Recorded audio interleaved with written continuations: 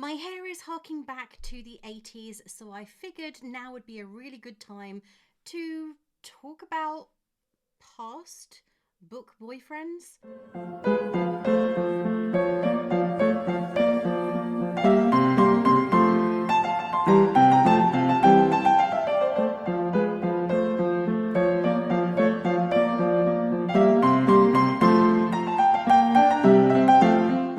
Hey everyone, this is Ray, and welcome to my little bookish corner of the world. This week I am going to be talking about bookish boyfriends, past and present. Maybe? Definitely past. Not so sure about present because I am having a tough time of it. Now, if you've been watching me for a while, you may have seen a few of the books I'm going to be bringing up because they are from my late 10s, early teens, and some of them potentially, no, not even potentially, are sort of problematic right at this moment. Well, not even right at this moment, they are just sort of problematic.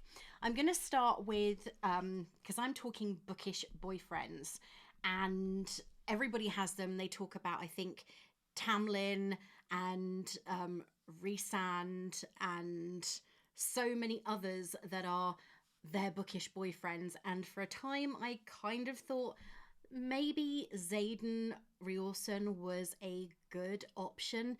And then I read Iron Flame and changed my mind. Unfortunately, if I'd been a little bit more self-aware at 13, 14, 15, some of these bookish boyfriends I'm going to be talking about now probably wouldn't be on this list. The first one is Sorensen Carlyle. The names were the thing, and actually when I think about it, it's not that much more unusual than Rhysand or Tamlin or any other fantasy hero from today. Sorensen Carlyle is a witch in The Changeover by Margaret May. And yes, I know I have pulled this book out so many times that you might be getting sick of it, maybe sick enough to actually pick it up and read it. This is probably one of the first romantasy style books. It's from 1986. I think it's 1986. I'm now going to check myself and I'm going to find it's from 1980. Yep, it's from 1984. So we're 2 years early. This is probably one of the first romantasy books, if you want to think about it that way. It's the mummy of romantasy, and it's the story of Laura Chant, whose younger brother Jacko gets possessed by a succubus or an incubus. Lemure. There are several different demon names that get thrown about willy-nilly in this book.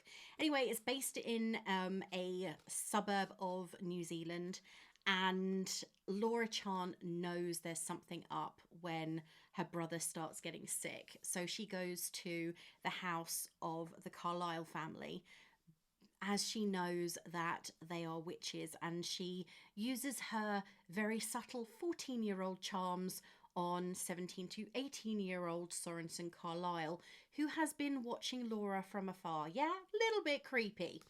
But it's more about friendship and developing a later relationship than it is about romance. And I first read this when I was probably 11, 12 years old. And I fell madly in love with Sorensen to the point that I named 3 cats that I had Sorensen and Sorry, because that's what they call him throughout the book, Sorry, which is a bit cruel. Anyway, he was my first ever book love. And I still come back to this book every single year. It's not very big. It is 285 pages long. And this is, I think, my 3rd copy. I have my original from 1986, which is battered and very well loved, as much as I love this book. People are going to say, oh, well, isn't one of your bookish boyfriends Darcy? And yeah, I suppose you could say he's a bookish boyfriend, but there is an elegance and a charm to Fitzwilliam Darcy that doesn't really fit this particular narrative. So, Sorensen Carlyle from The Changeover was my first ever bookish boyfriend. And yeah, he was a tad problematic. However, not as problematic as the next ones I fell in love with. And I really do question my judgment and realise now why I'm still single. The next very, very problematic boyfriend, bookish boyfriend, was Paul Devlin. I cringe at myself when I think about how much I loved him at this point. It's a password that I used for a very long time because there was something about the idea of this book was somewhat romantic to a 15-year-old girl. I suppose in the way that the kind of BDSM romances are, and the oh, you are mine, you belong to me, I own you kind of possessive romances, the dark romances are now. That's what Paul Devlin was. He is a pop star, well, a rock star. This book came out in 1985. He was a pop star, and he meets Kathy in rather salacious circumstances, I suppose. She's trespassing on his land, doesn't realise that the land has been purchased by anyone. She is 17. She is between school and college, has got a place at a very prestigious college, art college in London. She trespasses on his land while she's staying with her brother, who is the local cop. And Dev and his best friend Chris, who are on a tour break, take a liking to her. They trade her, and Paul decides that because she's there and she knows who he is and everything else, that he has a right to do things with her that no man has a right to do with a woman who has said they're not willing. Long story short, she ends up pregnant, and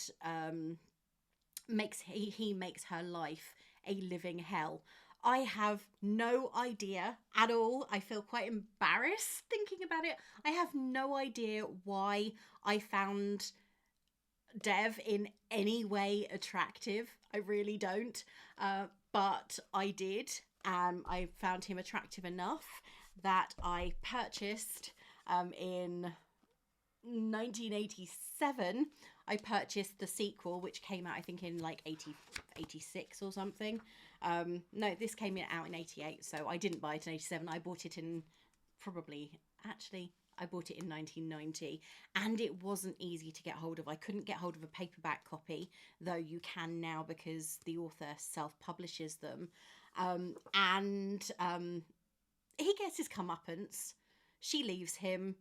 His best mate, who is still in love, infatuated with her, but is also in love with Dev, though that is an undertone storyline.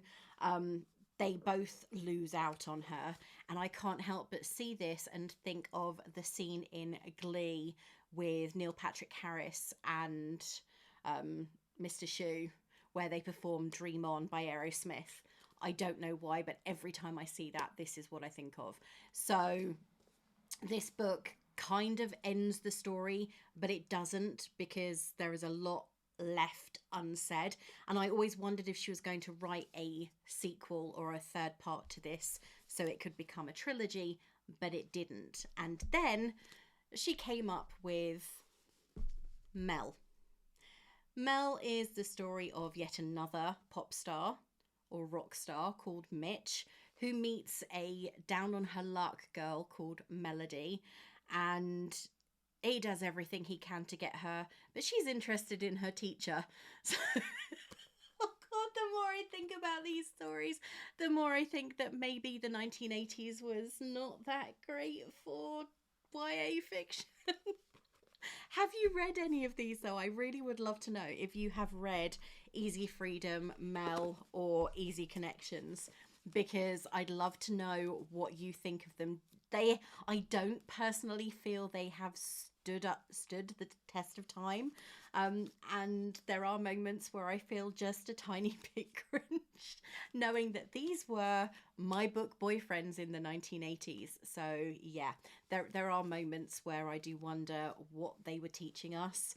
And the thing was, this was what was available. It was either these or Sweet Dreams, which was a romance series with really twee girl models on the covers that were holding tennis rackets and wearing those beautiful headbands, or the Sweet Valley High series. These were the books that were available unless you were skipping right to, as I actually kind of did, books by authors such as Jilly Cooper, Rupert Campbell Black. Yes, he was a jerk, but I did still kind of have a thing for him as well. I'm not so sure about the Disney Plus TV series, because the casting of Rupert Campbell Black doesn't quite fit my mind, the character in my mind's eye, but time will tell. So yeah, those are my 1980s boyfriends.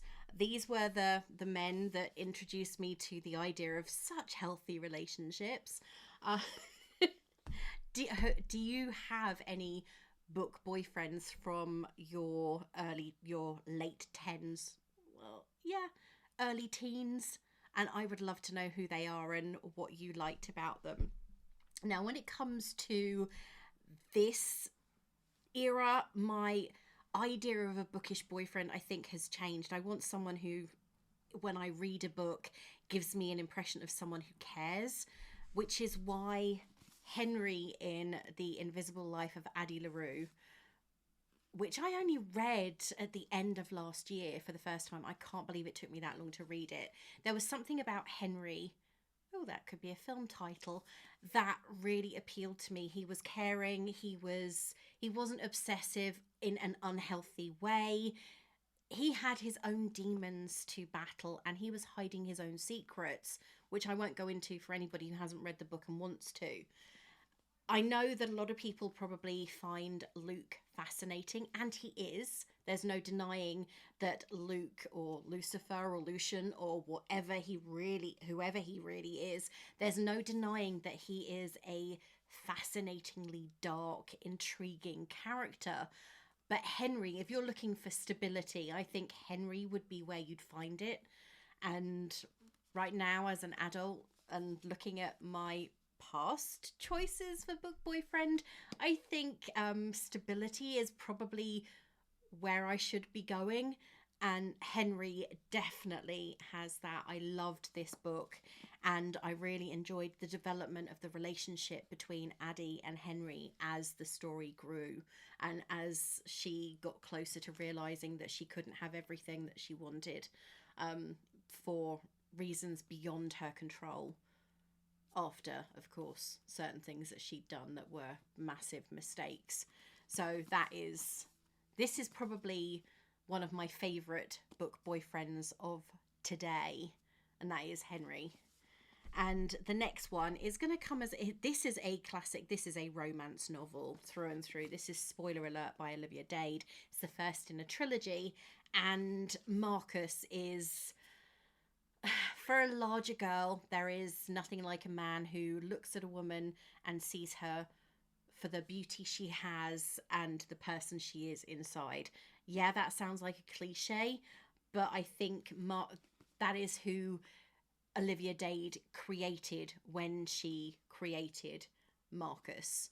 He is a fan fiction writer who is slowly becoming enamored with this woman who he met on a forum. He doesn't know very much about her at all until a photo is released of her on social media, and then their story becomes that their stories become a merged timeline, and they meet, they fall in love. She is incredibly insecure about herself, mostly because of things that her parents do to her, and I think a lot of girls who are on the larger side can sympathize with that greatly. I know that I can. So she struggles with the idea that this young, handsome, very fit, healthy man looks at her and doesn't judge her for the fact that she likes eating donuts and she's an admitted food lover who looks like a food lover because she is somewhat confident when she's around people who know who she is. And that is why I think Marcus is a fantastic book boyfriend. There are a lot of other, I could look into the historical romances and say that I absolutely love James Mallory in Gentle Rogue by Joanna Lindsay, and kind of Anthony Mallory as well. There's also Waller and Anderson. I could run the gamut with 1980s, early 1990s historical romances, because there's something very, very endearing about a reformed rake. And that was the cliche or the trope that Joanna Lindsay went with all the time.